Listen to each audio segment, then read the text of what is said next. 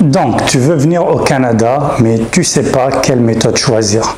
Soit faire un dossier de résidence permanente et donc faire la recherche de tous les programmes, ensuite appliquer un programme de résidence permanente, ou bien venir en résidence temporaire, c'est-à-dire travailleur, visiteur ou étudiant. Si tu te poses cette question, cette vidéo va t'aider. En plus, dans cette vidéo, dans le milieu ou vers la fin, je vais annoncer quelques postes d'emploi qui sont disponibles.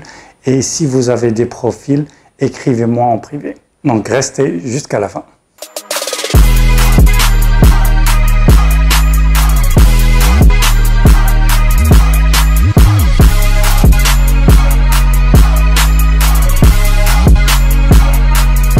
What's up YouTube et bienvenue dans cet nouvel épisode de Easy Canada Channel.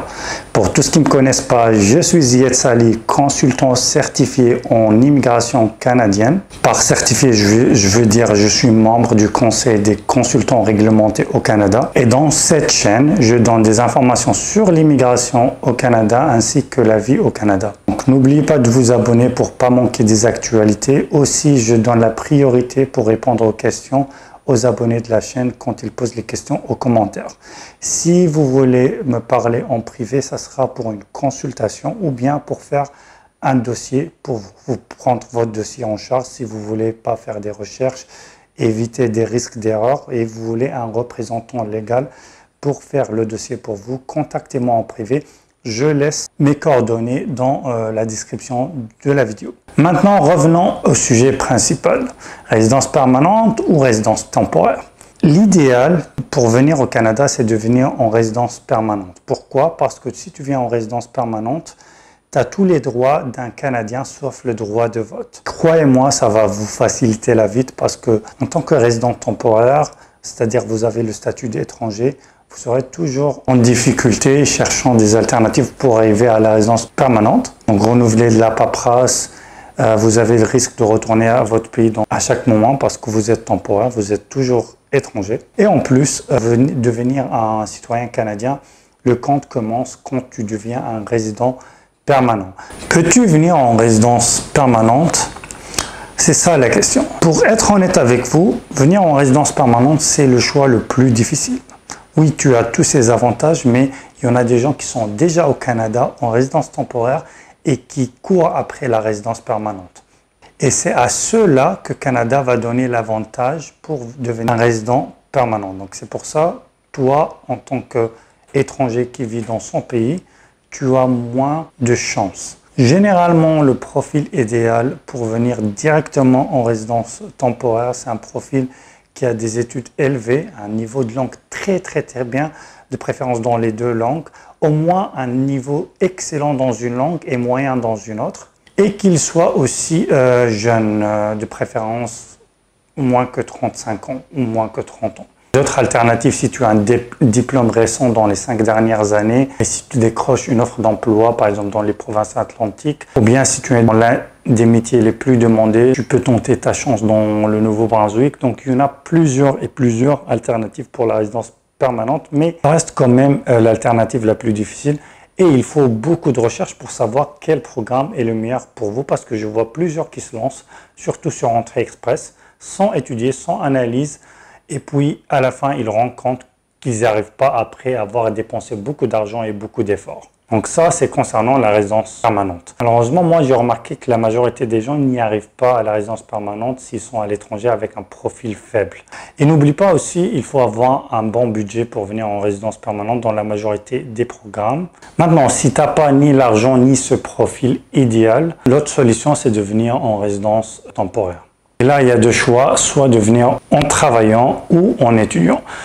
La majorité des gens, c'est la première chose, oh, je veux venir travailler. Tu n'as pas le droit de travailler au Canada si tu n'as pas un permis de travail.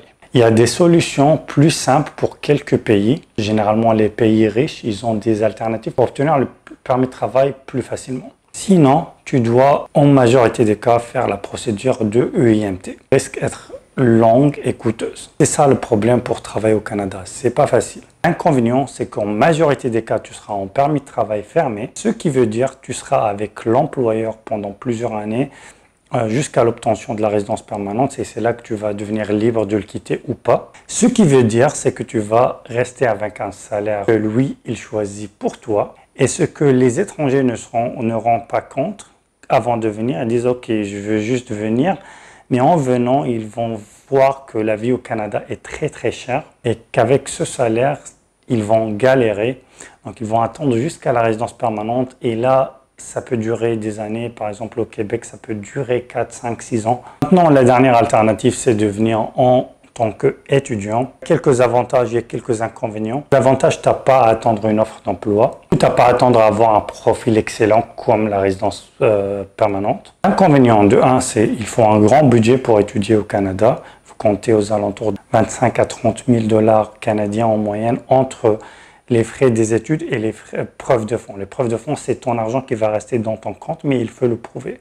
Et l'autre inconvénient qui est très important à savoir, les dossiers de permis d'études sont les plus difficiles à gérer. Le taux de refus est énorme si tu ne sais pas comment faire ton dossier d'études. Si tu penses que tu es à risque ou tu ne sais pas le faire, soit fais ta recherche approfondie, soit le donner à quelqu'un, un représentant légal, un consultant ou un avocat pour te le faire. Maintenant, je vous ai promis de parler des offres d'emploi. Et oui, il y en a des offres d'emploi d'un employeur qui veut des employés francophones. Le travail sera en anglais, mais le profil cherché, il doit être excellent en français. Les postes sont menuisier, charpentier, finisseur de béton, carreleur, tout ce qui est lié à la construction du maison. Son emploi dans son pays, il doit être déclaré, qu'il paye son assurance sociale dans son pays. Ils vont vérifier ça. S'il ne vient pas d'un pays où la première langue est le français, comme la France, Belgique, Suisse, il doit prouver un niveau 7 en langue en français. Il y a quelques exceptions dans les pays riches, par exemple dans le Moyen-Orient.